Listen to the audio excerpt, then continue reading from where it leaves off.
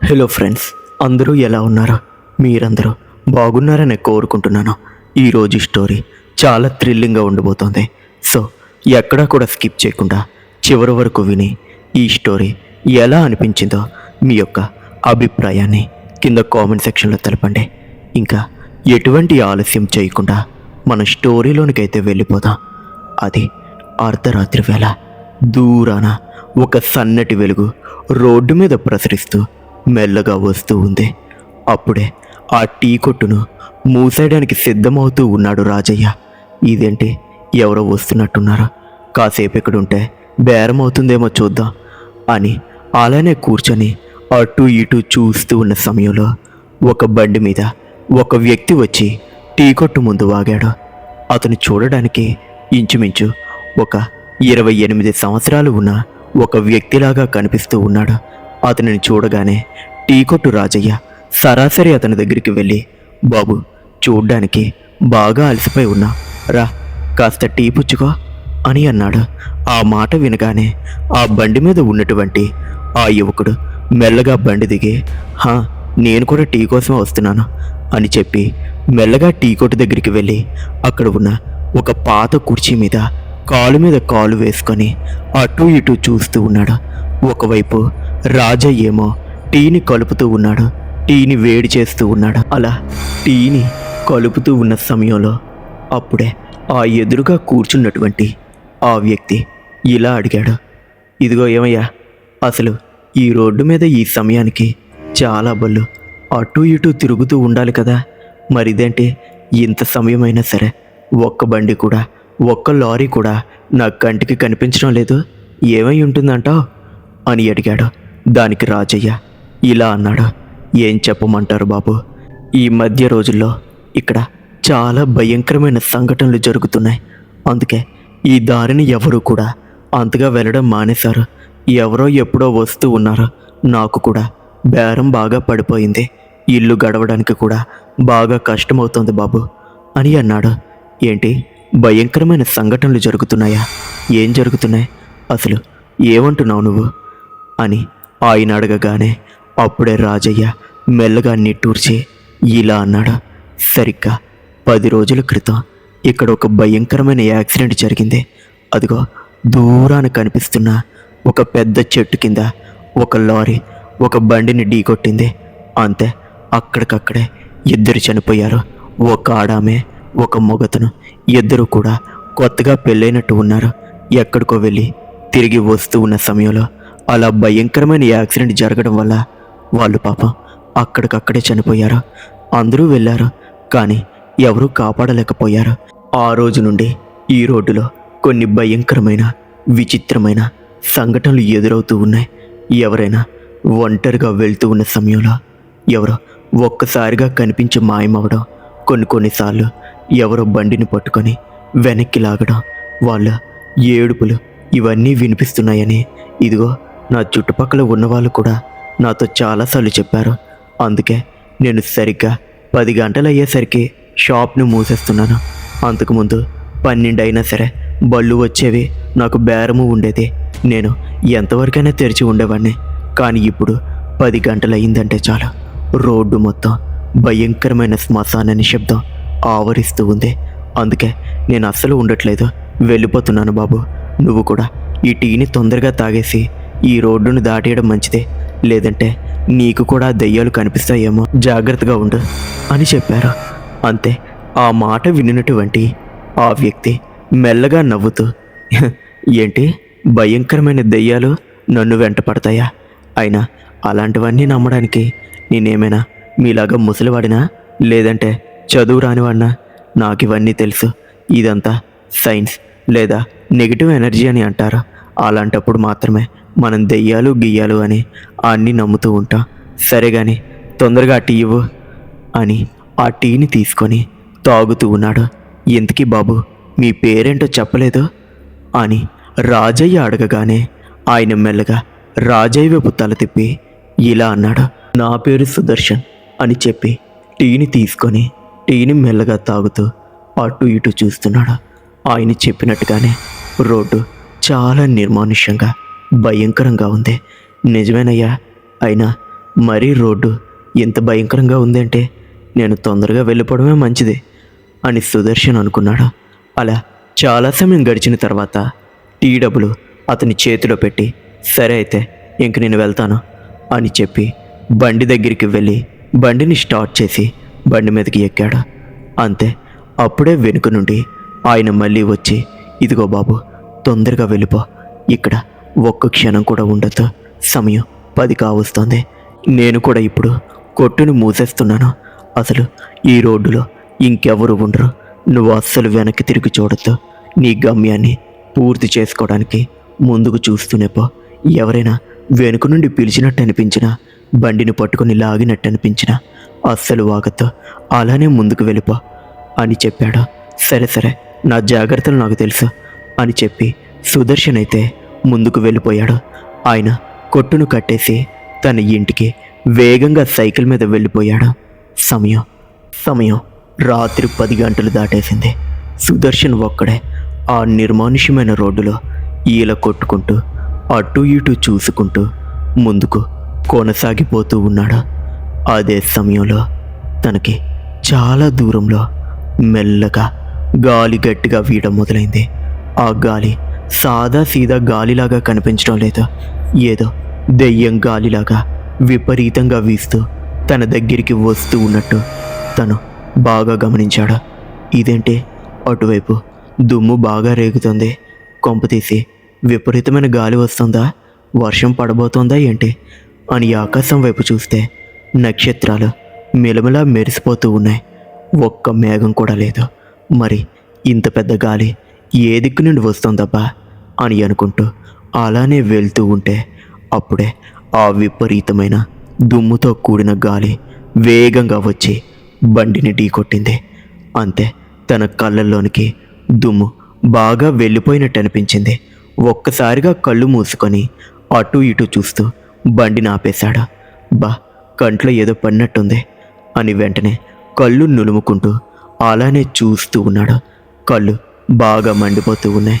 సరే, ఏం చేస్తాం అని చెప్పి తన దగ్గర ఉన్నటువంటి ఒక వాటర్ బాటిల్ని తీసి ముఖాన్ని బాగా కడుక్కొని కళ్ళు కూడా కడుక్కొని మళ్ళీ బండి దగ్గరికి వచ్చి అలా ఎక్కుదామనుకునే సమయానికి అప్పుడే బండి పక్కనే ఎవరో ఉన్నట్టు ఆ చీకటిలో కనిపిస్తూ ఉంది. అంతే, తన ప్రాణం ఒక్కసారిగా జలధరించింది. ఏయ్, ఎవరిది అని భయంగా అన్నాడు. మెల్లగా ఆ చీకటిలో నుండి 2 ముఖాలు బయటకు వచ్చాయి. అది ఇంకెవరో కాదు, ఇందాక రాజయ్య తాత చెప్పినటువంటి ఆ ఇద్దరు. ఏయ్, ఎవరు మీరు? మీరు నా బండి దగ్గర ఏం చేస్తున్నారు అని భయపడుతూ అడుగుతూ ఉన్నాడు. అప్పుడే ఆ ఇద్దరూ కూడా మెల్లగా నవ్వుతూ, మా పేర్లు, మా ఊళ్ళు, మా యొక్క ప్రతి ఒక్క విషయం కూడా నీకు అనవసరం, కానీ మాకొక చిన్న సహాయం చేసి పెట్టు అని అన్నారు. ఏంటి, ఏం సహాయం చేయాలి అని సుదర్శన్ అడుగగా అప్పుడే వాళ్ళు ఇలా అన్నారు. ఇక్కడికి చాలా దూరంలో ఒక చిన్న చెట్టు ఉంటుంది, ఆ చెట్టు దగ్గరికి మమ్మల్ని తీసుకొని వెళ్తే నిన్ను ఏమీ చేయము, దయచేసి మాకొక్క చిన్న సహాయం చెయ్యు అని అన్నారు. ఆ మాట వినగానే తనకి ఏం చెయ్యాలో అర్థం కాలేదు. మీరు నిజంగానే దెయ్యాలా, లేదంటే మీరు మామూలు మనుషులేనా? చూడ్డానికి మనుషుల్లాగానే ఉన్నారు, కానీ మీరు మాట్లాడుతున్న మాటలు వింటూ ఉంటే నాకు ఒళ్ళు మొత్తం జలధరిస్తుంది అని భయపడుతూ అన్నాడు సుదర్శన్. మేము మనుషులమో ఆత్మలమో దెయ్యాలమో అది తెలియవలసిన అవసరం నీకు అస్సలు లేదు, మేము చెప్పింది చెయ్యి అంతే అని చెప్పి బండికి కూర్చున్నారు. అసలు అక్కడ ఏం జరుగుతుందో ఏం జరగబోతోందో సుదర్శన్కి ఏమీ అర్థం కావడం లేదు. తన బండి మీదకి 2 ఆకారాలు ఎక్కి కూర్చుంటే తనకి ఏం చేయాలో తోచడం లేదు. బండిని అక్కడ వదిలేసి పారిపోతే ఏం జరుగుతుందో అన్న ఒక భయం ఒకవైపు, ఒకవేళ బండి మీద వాళ్ళని ఎక్కించుకొని అలానే ముందుకు పోతే సగం దారిలో వాడిని చంపుకొని తినేస్తే అదొక భయం ఇంకొక వైపు. అసలు ఏం చెయ్యాలో తోచని పరిస్థితి. అక్కడి నుండి పారిపోదాం అనుకున్నా సరే అవి ఎక్కడ తన మీద విరుచుకు పడతా ఏమో అన్న భయంతో, మీరు నన్ను ఏమి చేయనని మాటిస్తే నేను బండెక్కుతాను, లేదంటే నేను ఎక్కడే పారిపోతాను అని అన్నాడు. మేము నిన్ను ఏమి చేయము, నువ్వు మర్యాదగా బండెక్కు అని వాళ్ళు అనేసరికి ఏం చెయ్యాలో తెలియక బండి మీదకి ఎక్కి కూర్చున్నాడు. తన వెనుకన మామూలు మనుషులు కూర్చున్నట్టే ఉంది. వాళ్ళ ముఖాలు కూడా మనుషుల్లాగానే ఉన్నాయి. అందుకే సుదర్శన్ అయితే అంతగా భయపడడం లేదు. బండిని అలా తోలుకుంటూ ముందుకు వెళ్ళిపోతూ ఉన్నాడు. దారి మధ్యలో పూర్తి నిశ్శబ్దం. తనకి చెమటలు పట్టేస్తూ ఉన్నాయి. ఒళ్ళు మొత్తం వణికిపోతూ ఉంది. వెనుక నుండి అప్పుడే ఒక మగవాడు ఇలా అన్నాడు, నీకు అంత భయంగా ఉంటే ఎందుకు ఈ అర్ధరాత్రి వేళ ఈ దారిలో ఒంటరిగా వెళ్తున్నావు? ఈ దారిలో మేము తిరుగుతామని నీకు తెలియదా అని అన్నారు. ఆ మాట విన్న సుదర్శన్కి పై ప్రాణం పైకే పోయింది. అసలు ఏం మాట్లాడుతున్నారు? అంటే నిజంగానే మీరు దెయ్యాలా? ఇంతవరకు మీరు ఏమీ చేయకపోయేసరికి మీరు మామూలు మనుషులేమో, నన్ను భయపెట్టడానికి ఇలా చేస్తున్నారేమో అనుకున్నాను. మీరు నన్ను ఊరికినే భయపెట్టద్దు, మీకు సహాయం చేస్తున్నాను కదా, నన్ను దయచేసి వదిలేయండి అని బ్రతిమలాడుతూ ఉన్నాడు. సరే, నిన్ను వదిలేస్తాం, కానీ మాకు ఇంకొక చిన్న సహాయం చేసి పెట్టాలి అని అడిగారు. నేను ఇప్పటికే మంచి సహాయం చేస్తున్నాను కదా, మళ్ళీ ఇంకే సహాయం కావాలి మీకు అని సుదర్శన్ అడిగేసరికి వాళ్ళు ఇలా అన్నారు, మమ్మల్ని ఆ చెట్టు దగ్గర దింపిన తర్వాత మాతో పాటు ఆ చెట్టు కింద ఈ రాత్రంతా నువ్వు ఉండాలి, తెల్లవారు కాగానే మీ ఇంటికి నువ్వు వెళ్ళిపోదువు కానీ అని అన్నారు. ఆ మాట వినగానే ఇంకా సుదర్శన్కి అర్థమైపోయింది, ఈ రాత్రి వాళ్ళు అస్సలు విడిచిపెట్టరు అని. తను భయపడుతుంటే వాళ్ళు ఇంకా భయపెడుతున్నారు అని తనకైతే అర్థమైంది. నేను అదంతా చేయలేను, మీరు మర్యాదగా నా బండి దిగిపోండి, లేదంటే ఏం చేస్తానో నాకే తెలీదు అని కోపంగా అన్నాడు. ఎప్పుడైతే తను అంత కోపంగా మాట్లాడాడో వెనుక నుండి ఆ 2 భూతాలు కూడా ఒక్కసారిగా మాయమైపోయాయి. వెనక్కి తిరిగి చూశాడు. వెనుక ఎవ్వరూ లేరు. భయంకరమైన చీకటి మాత్రమే ఉంది. ఇదేంటి, ఇవి ఎటుపోయాయి? అంటే నేను ధైర్యంగా ఉండేసరికి భయపడి వెళ్ళిపోయినట్టు ఉన్నాయి. అమ్మయ్య, వెళ్ళిపోతే వెళ్ళిపోయాయి, భగవంతుడా దయచేసి నువ్వే నన్ను కాపాడు అని అనుకుంటూ వేగంగా బండిని ముందుకు తోలుకుంటూ వెళ్ళిపోతూ ఉన్న సమయంలో అప్పుడే బండి కింద ఎవరో నలిగిపోయినట్టు పెద్ద శబ్దం వచ్చి టైరు మీదకి ఎగిరిపోయి బండి ఒక్కసారిగా తిరగబడిపోయింది. అంతే, కిందకి చూసేసరికి కిందన ఆ 2 భూతాలు పడుకొని ఉన్నాయి. ఇంకా సుదర్శన్కి భయం వేసేస్తూ ఉంది. కిందన పడిపోగానే రక్తం ధారాళంగా కారుతూ ఉంది. ఆ 2 భూతాలు చూస్తూ ఉండగానే సుదర్శన్ మీద విరుచుకుపడ్డాయి. విరుచుకుపడి తన జుట్టును తన మెడను పట్టుకొని, ఈ దారిలో తిరిగే వారికి అస్సలు సుఖం ఉండదు, నిన్ను మేము ఇప్పుడే చంపుకొని తింటాం, మాకు బాగా ఆకలి వేస్తుంది అని వాళ్ళిద్దరూ వారుస్తూ తనను చెరో పక్క పట్టుకొని పొదల్లోనికి ఈడ్చుకొని పోయారు. అంతే, ఆ రోజైతే అయిపోయింది. తెల్లవారు కాగానే తన ముఖం మీద ఎవరో నీళ్లు చల్లుతున్నట్టు స్పర్శ తెలిసి మెల్లగా కళ్ళు తెరిచాడు. చూస్తే తన ఎదురుగా రాజయ్య కనిపించాడు. వెంటనే ఉలిక్కిపడి లేచి భయపడిపోతూ గట్టిగా కేకలు వేస్తూ చుట్టూ చూశాడు. చుట్టూ కూడా తెల్లవారిపోయి ఉంది. అసలు రాత్రి ఏం జరిగింది? ఆ భయంకరమైన భూతాలు నన్ను ఇక్కడికి ఈడ్చుకొని వచ్చాయి అని తనలో తాను గొనుక్కుంటూ ఉన్న సమయంలో రాజయ్య ఇలా అన్నాడు, బాబు మీకు ముందే చెప్పాను, రాత్రి వేళ ఇక్కడ ఎక్కువసేపు ఉండకూడదు అని. నీకు పిచ్చి పట్టిందా ఏంటి? ఇక్కడ ఏమైంది? అసలు ఆ దెయ్యాలు నిన్ను ఏమైనా చేశాయా అని భయపడుతూ అడిగాడు. దానికి సమాధానంగా ఇలా అంటూ ఉన్నాడు సుదర్శన్, అవును అవును రాజయ్య, రాత్రి ఆ భయంకరమైన భూతాలు నా బండిని అడ్డుకున్నాయి. నా బండి ఎక్కే ఏదో చెట్టు దగ్గర దింపాయన్నాయి. కానీ నేను వాటికి ధీటుగా సమాధానం ఇచ్చేసరికి నా బండిని తిరగబడేసి నన్ను చంపేయడానికి ఈ పొదల్లోనికి ఈడ్చుకొని వచ్చాయి. కానీ అవి నన్ను ఎందుకు చంపలేదో నాకు అర్థం కావడం లేదు అని అన్నాడు. అప్పుడే రాజయ్య ఇలా అన్నాడు, అవి కేవలం భయపడతాయి సామి, అంతే, ఇంకా ప్రాణాలకంటావా? అవి ప్రాణాలనైతే ఏమీ చెయ్యవు, ఎందుకంటే అవి కూడా ఒకప్పుడు బాగా బ్రతికినవే. అందుకే ప్రాణం విలువ వాటికి తెలుసు. అర్ధాంతరంగా అవి చనిపోతే అందరినీ చంపాలనుకోవు, కానీ ఆ దెయ్యం తత్వం బట్టి అవి భయపెడతాయి మాత్రమే. అంతే, నీకేం కాలేదు కాబట్టి నువ్వు సురక్షితంగా మీ ఇంటికి వెళ్ళిపో.